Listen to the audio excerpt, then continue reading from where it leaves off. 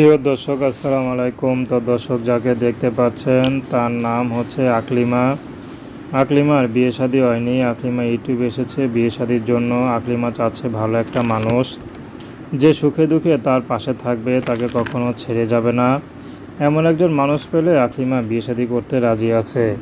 আকলিমার পরিবারে বাবা নেই, মা আছে, ছোট একটা ভাই আছে। আকলিমার এখনও বিয়ে হচ্ছে না, বিয়ের বয়স পার হয়ে যাচ্ছে। তো আকলিমার বয়স এখন 25 বছর।